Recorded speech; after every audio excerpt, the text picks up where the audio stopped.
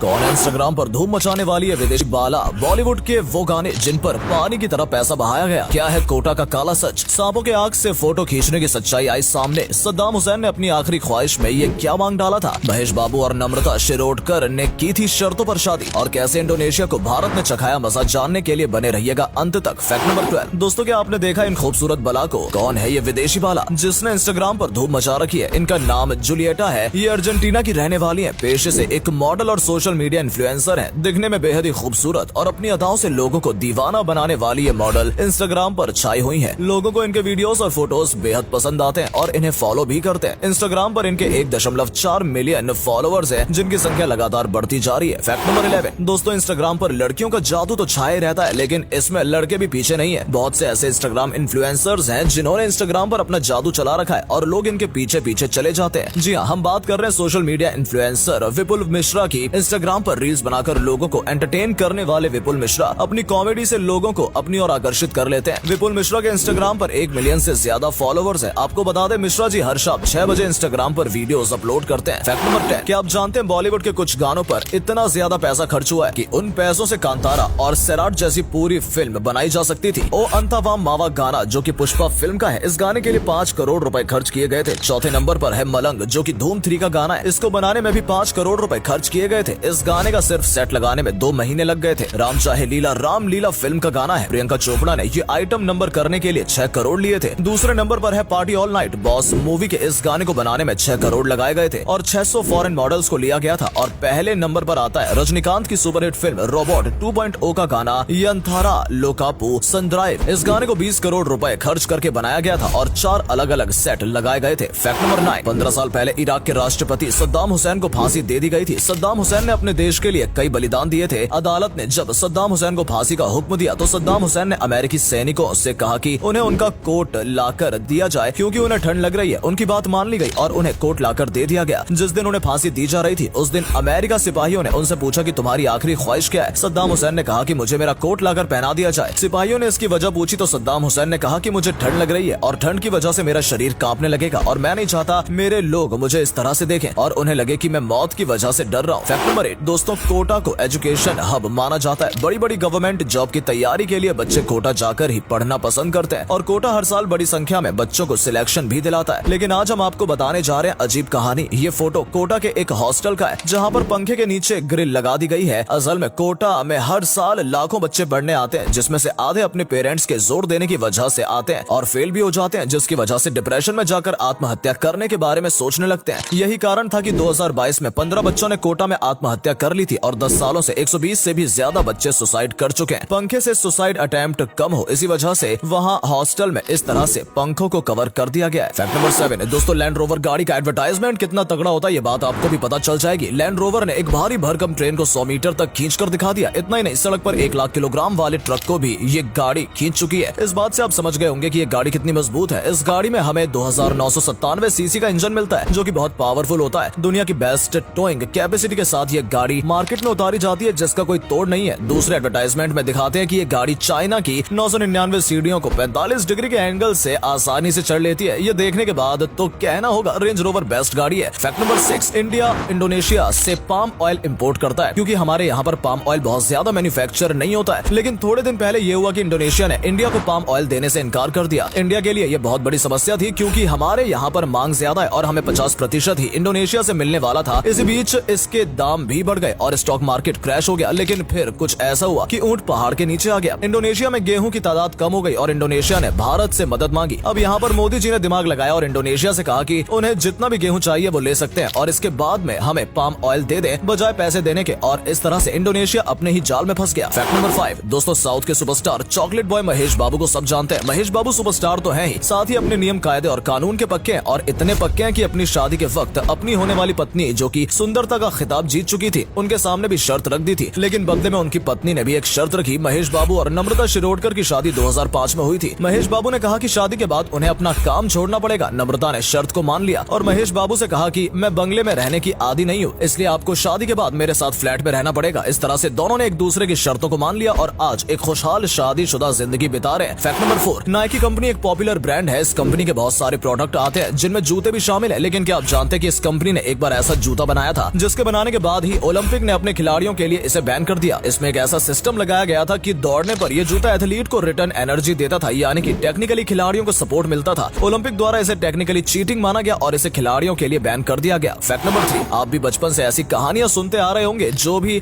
व्यक्ति सांप को मारता है, सांप अपनी आंखों से उस व्यक्ति का फोटो खींच लेता है और नागिन उसकी आंखों में ये फोटो देखकर उसकी मौत का बदला लेने के लिए आ जाती है। साथ ही दूसरे सांप उसकी मौत का बदला ले लेते हैं, लेकिन असल में ऐसा कुछ भी नहीं होता है। वैज्ञानिकों ने इस बात की पुष्टि की है कि अभी तक इस धरती पर ऐसा कोई जीव पैदा नहीं हुआ है जिसकी आंख में फोटो खींचने का सिस्टम हो। असल में जब कोई सांप किसी मुसीबत में होता है तो ऑटोमेटिकली उनके शरीर में कुछ ऐसा केमिकल रिलीज होता है जिसके द्वारा अगर आसपास कोई सांप मौजूद है तो वो इस सांप की तरफ आने लगते हैं। इसके अलावा किसी नागिन ने नाग की मौत का बदला लिया हो, ऐसा कोई केस आज तक सामने नहीं आया है। और अगले फैक्ट पर जाने से पहले इस फोटो को ध्यान से देखिए और बताइए आपको किसका फोटो दिखाई दे रहा है। इससे पता लगेगा आपका दिमाग और आपकी आंखें कितनी तेज है। आपको मिलते हैं 5 सेकेंड।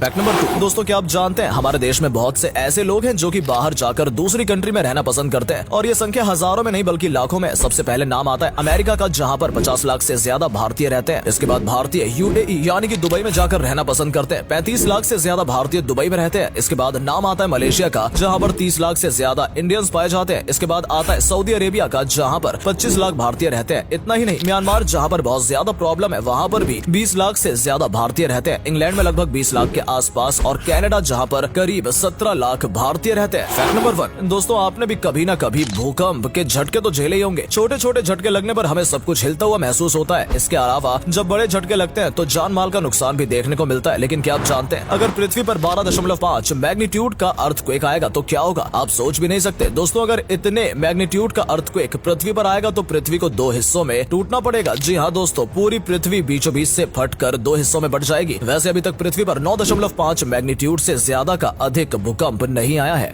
दोस्तों अगर आपको ये वीडियो पसंद आई हो तो इसे अधिक से अधिक लाइक और शेयर करें। साथ ही हमें कमेंट करके बताएं कि आपको इनमें से कौन सा फैक्ट सबसे ज्यादा मजेदार लगा। आज के लिए इतना ही, आपसे फिर मिलेंगे एक नई वीडियो और ढेर सारी रोचक जानकारियों के साथ।